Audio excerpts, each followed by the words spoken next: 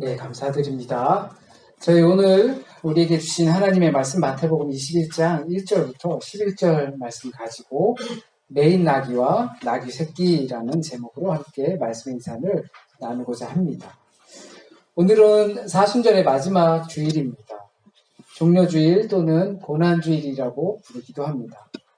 종려주일이라고 하는 것은 예수께서 예루살렘의 성에 들어가실 때 많은 사람들이 종려나무 가지를 흔들고 또 길에 깔았다고 해서 붙여진 주일의 명칭입니다. 종려나무 가지는 대추 야자수입니다.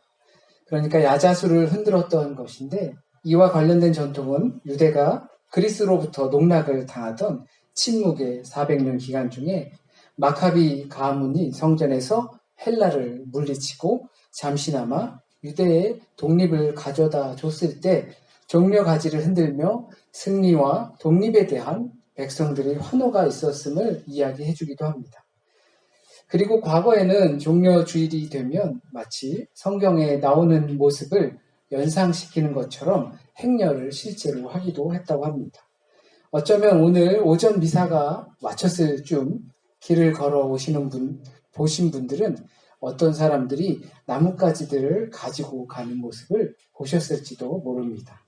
가톨릭교에서는 그 종려나무 가지를 또는 나무 가지를 꺾어서 나누어 준다고 합니다. 그런 행사를 하고 그 나무 가지들을 제 수요일이라고 하는 사순절의 첫날을 알리는 그 날에 다시 마른 나무 가지를 다시 가지고 와서 그것을 불태워서 재로 이마에 십자가를 긋는다라는 행사도 하기도 합니다.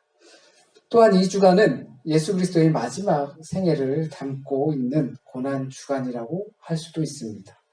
우리가 읽은 본문과 같은 본문들을 읽으면서 종려주일, 곧 예수 그리스도의 십자가가 그 여정이 시작되는 말씀을 함께 보고 묵상하면서 다시금 예수 그리스도의 십자가를 생각하여 구원의 여정에 함께 동참하는 주간이기도 합니다.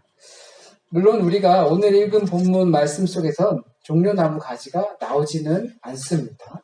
그냥 나뭇가지를 베어서 길에 깔았다라고 합니다. 흔들었다라는 표현도 나오지 않습니다. 그러나 요한복음 12장에는 종려나무 가지로 예수님의 예루살렘 입성을 환영했다고 나옵니다.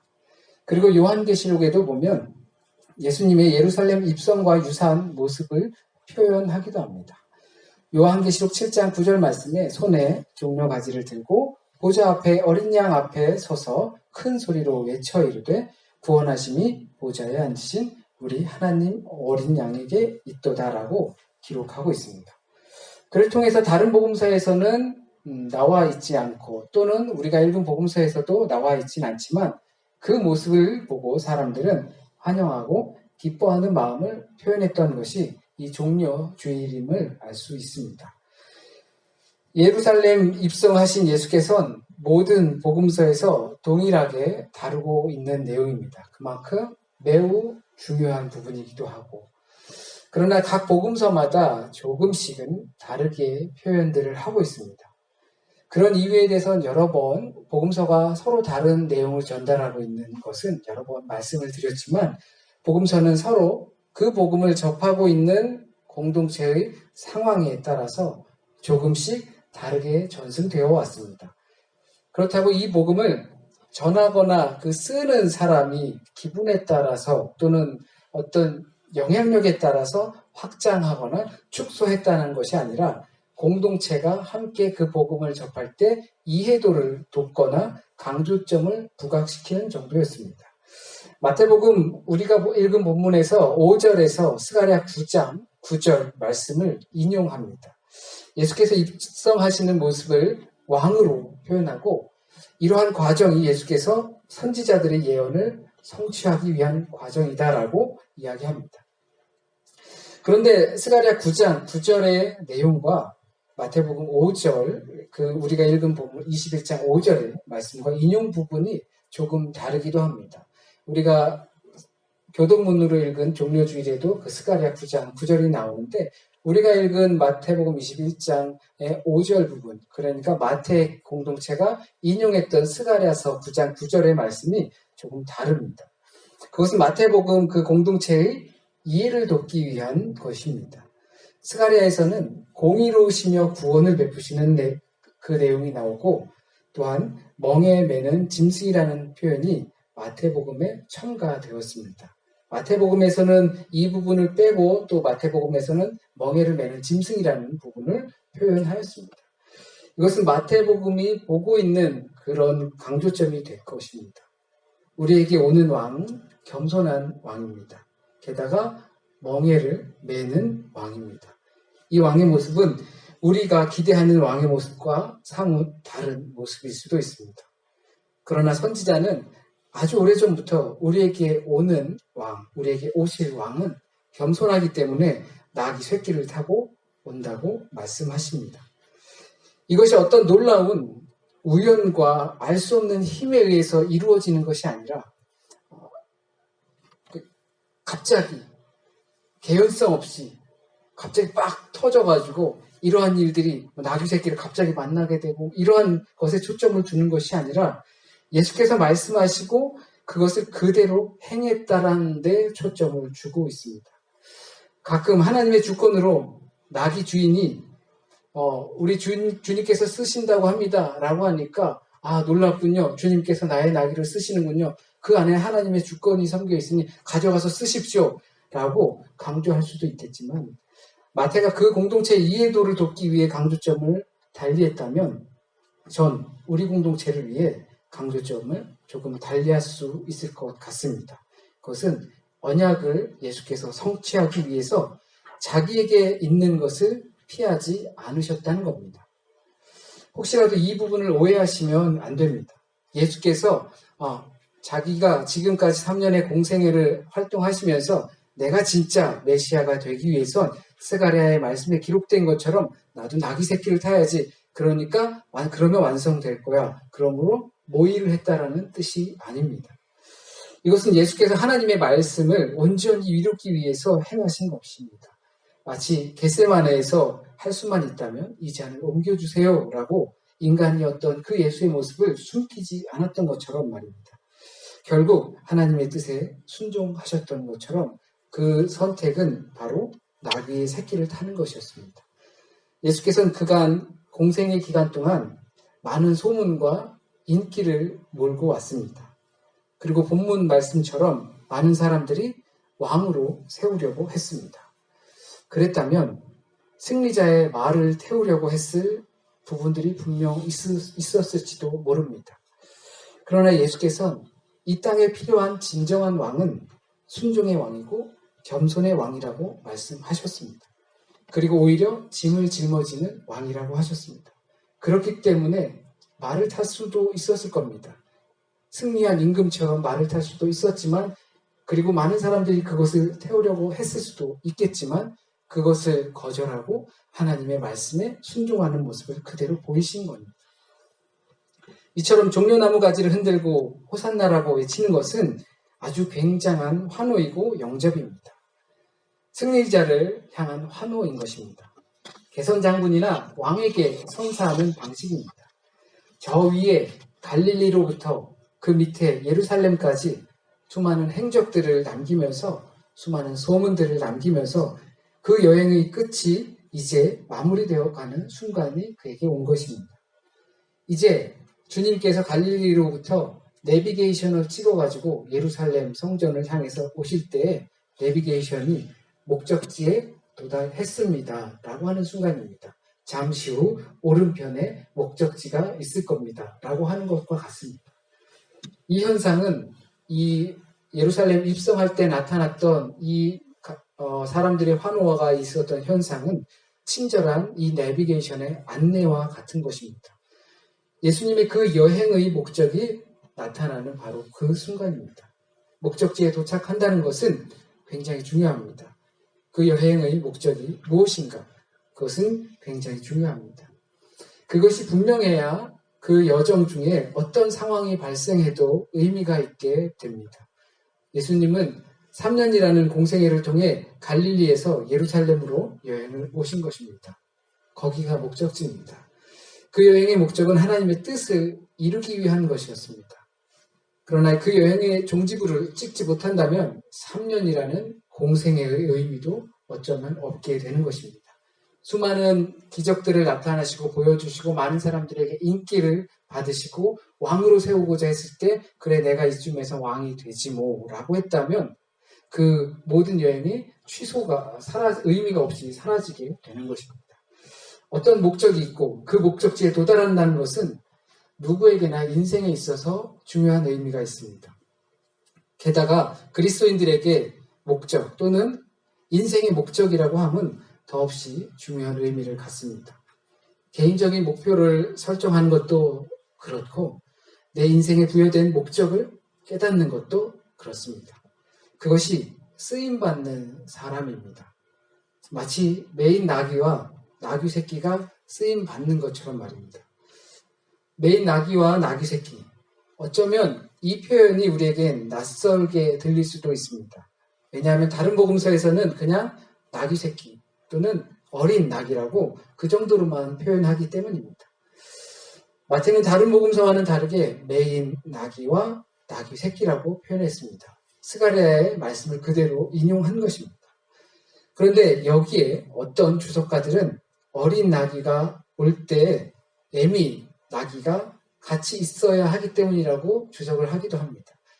왜냐하면 그 어린 나귀가 혼자 가게 되면 울고 난동을 피고 막 슬퍼할 수도 있으니까 그래서 그 애미 나귀와 어린 나귀가 아마 같이 갔을 것이다 라고 주석하는 사람들도 있습니다. 어떤 주석가들은 이 한 마리의 나귀인데 그것을 또 다른 표현 방식으로 한 것이다 라고 이야기하기도 합니다. 스가랴서에도 보면 메인 나귀 곧 나귀 새끼다 라고 표현하기 때문입니다. 그런데 여기서 우리가 강조점을 둘 것은 주께서 쓰시겠다는 그것을 염두에 두고 쓰임받음에 강조점을 둔다면 조금 달라질 것 같습니다. 주님께서 평화의 왕으로 선포하는 그 자리에서 쓰시는 도구가 바로 메인 나귀고 그리고 나귀 새끼인 겁니다. 그것을 주께서 쓰시겠다라고 하신 겁니다. 메인 나귀와 나귀 새끼라는 그 언어적 뉘앙스를 가지고 그 대상을 주께서 쓰시겠다라고 하는 겁니다. 여기에는 이중적인 의미가 있습니다. 우선은 예수께서 언약을 성취하기 위하여 나귀 새끼를 타신다는 겁니다. 메인 나귀와 나귀 새끼. 이것은 곧 언약 성취를 하기 위한 겸손의 왕을 뜻하고 예수를 가르치는 표현입니다. 그리고 그 나귀가 주님께서 쓰시겠다고 하신 것처럼 주님께 쓰임받는 사람들은 바로 메인 나귀와 또는 나귀 새끼라는 것입니다. 주님은 그런 나귀를 쓰십니다.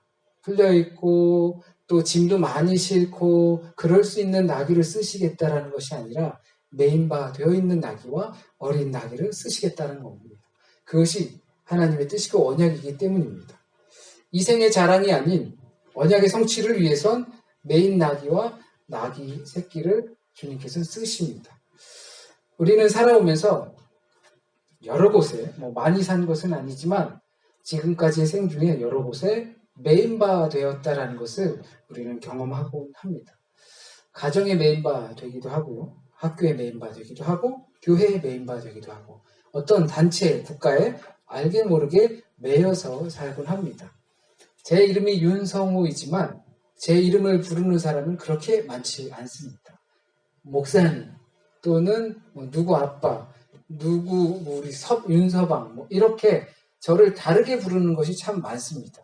저는 존재라는 것은 하나인데 여러 군데에서 저를 메고 있는 거죠. 이게 매여 있다라고 하면 살기 힘드신가 보다. 그게 아니라 저를 그러니까 소관하고 있는 그런 부분들이 많이 있다라는 것입니다. 우리는 거기서 자유롭지 못하다는 것이죠. 절대적으로 나는 나야, 나는 나 혼자야, 나 존재 자체야 라고 단독자처럼 이렇게 이야기할 수는 있겠지만 알게 모르게 우리는 여러 곳에 매여서 삽니다.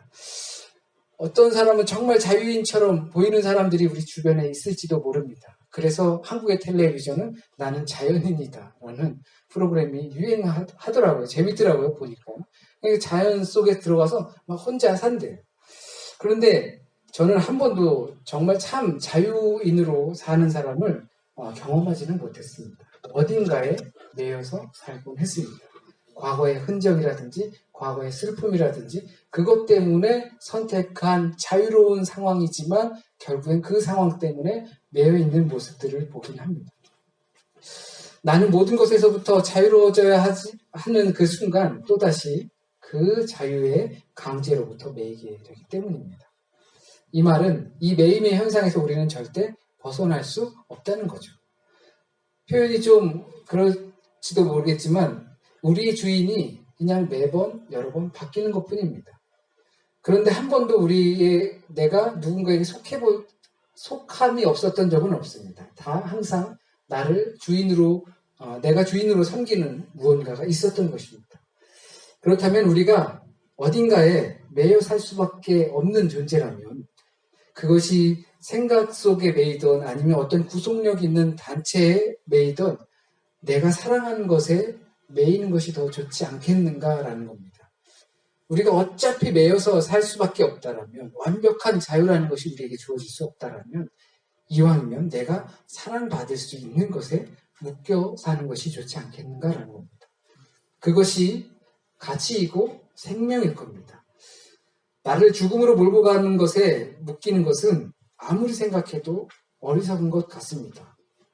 어떤 사람들이 너무나 쾌락이나 희락이 좋아서 최근에 한국의 뉴스를 보니까 거기에 빠져가지고 서로들 이야기하고 하다 결국엔 그게 들통이 나서 자신의 인생들이 나락에 떨어지게끔 되는 상황도 있습니다. 우리가 좋다고 생각해서 그것을 쫓아서 심리적으로 갈 수는 있었겠지만 그 가운데서 그 결과는 결국엔 자신들을 죽음으로 이끌 수밖에 없는 상황에 처하는 것입니다. 아무리 생각해도 그 죽음으로 몰고 가는 것에 내가 메인바되어서 산다라는 것은 참 어리석은 것 같습니다. 무엇이 나를 살리는 것인가? 그것이 주께 쓰임 받는 것입니다. 결국엔 우리가 주님께 메인바 되는 것이 주께서 우리를 쓰실 때 그때 우리의 인생과 생명은 같이 있는 것입니다. 물론 종교도 부속입니다. 신앙과 믿음도 부속입니다. 교회에 등록한다고 하는 표현이 하죠. 저희는 그런 것은 안 하지만 등록되면 무언가 구속되는 것 같은 느낌이 들죠. 다른 교회 가면 안 될 것 같고 육체적인 매임은 있을 수 있어도 영혼의 자유함을 줄 수 있는 구속함을 말하는 것입니다. 그 매인 나귀는 풀려서 들판을 막 뛰어다니는 나귀가 된 것이 아니라 주님의 손에 맡겨져서 영광된 일에 다시 매인바 된 나귀가 된 것입니다. 그냥 주인만 바뀐 것입니다. 그 주인이 참 따를 만한 정말 우리가 좋아하는 그리고 따를 수밖에 없는 주인에게 바뀐 것뿐입니다. 그 나귀 자신에게도 영광된 날이 되겠죠. 왕에게 매인 것이기 때문입니다. 어느 한 여인이 자기 결혼할 자금을 준비하여서 향유를 깨서 예수께 발도 닦아드리고 머리카락도 닦아드리고 할 때 많은 사람들이 흉을 봤지만 예수께서 나의 이야기가 전해질 때 이 여인의 이야기도 함께 전해질 것이다 라고 하였습니다. 어쩌면 우리는 이 종려주일이 될 때면 예수께서 예루살렘에 입성하실 때면 이 메인바 되었던 나귀가 풀려서 주님께 메인바 되었던 그 소식도 함께 들어야 하는 줄 믿습니다. 예수님의 예루살렘 입성이 평화가 없는 그 평화의 성 예루살렘에 들어오시니 그곳의 평화를 되찾아주기 위한 왕의 귀환이라는 것입니다. 평화를 가지고 왔으니 평안해라 외치며 매우 화려하게 등장할 수도 있었지만 예언이 성취되는 것에 그 여정의 목적이 있다는 것을 잊지 않으셨습니다. 예수께서 갈릴리를 떠나신 이후 한 번도 그 떠남의 이유에 대해 흔들리지 않았습니다. 아무리 많은 사람들이 그를 붙잡으려고 해도 왕으로 옹립하려고 해도 그 도착점은 예루살렘이었습니다. 그리고 나귀 새끼를 타고 수많은 이파를 뚫고 가십니다. 예수께서 눈에 보이는 그 사람들로 인해 매이지 않으셨습니다. 그 하나님의 말씀에 매이셨습니다. 그의 매임은 갈릴리를 떠날 때의 목적과 조금도 흐트러짐이 없었습니다. 그 매임이 장차 있을 부활을 위한 것이었습니다. 분명히 우리는 매여 살 수밖에 없는 인간이라는 것을 잊지 마십시오. 청하기는 그 매일 수밖에 없다면 주님의 손에 매이시길 소원합니다. 군중의 소리에 휩싸이지 말고 하나님의 약속에 휩싸이시길 바랍니다. 기도드리시겠습니다. 사랑의 하나님, 우리를 위하여 그 길 마다하지 않으시고 우리를 위하여 그 길 위에 아름답게 서 계신 모습을 우리가 상상합니다. 우리는 아주 작은 환호에도 마음이 술렁이고 또 작은 칭찬에도 우쭐대는 모습이 우리 안에 있습니다. 이것이 무엇에 메인바 된 것인지 우리가 다시 한번 생각할 수 있길 원합니다. 이왕이면 우리가 종의 모습으로 살 수밖에 없다면, 메인바된 모습을 벗어날 수 없다면 나를 사랑하고 내가 사랑하는 그러한 존재의 메인바 되었으면 합니다. 우리의 주인을 여러 차례 바꾸었지만 참된 주님을 우리의 주인으로 삼을 수 있길 바랍니다. 왜냐하면 우리를 끝까지 사랑하셨고 그 십자가의 사랑으로 그 사랑을 보여주셨고 또한 부활하심으로 말미암아 우리에게 영광된 것을 보여주셨기 때문에 우리가 그 생명의 말씀을 따라갈 수 있게 주님 인도하여 주세요. 혹시라도 오늘 우리에게 전해진 말씀이 주님의 뜻과 어긋난 말씀이 있다면 우리에게 주님께서 이 시간 하시고자 하셨던 말씀만 남게 하여 주셔서 뿌리 내리고 또한 열매 맺게 하여 주세요. 한 주간의 삶도 주님께 맡깁니다. 주님을 더 깊이 묵상할 수 있는 한 주간이 되게 하여 주시고 또한 변화주의를 시작하여서 사순절을 통한 우리의 모습이 얼마나 주님과 가까운 시간들을 보냈는지 다시 한번 점검하며 주의 고난에 동참할 수 있는 시간들 될 수 있도록 주여 인도하여 주세요. 모든 말씀 우리 주님 예수 그리스도의 이름으로 기도드립니다. 아멘.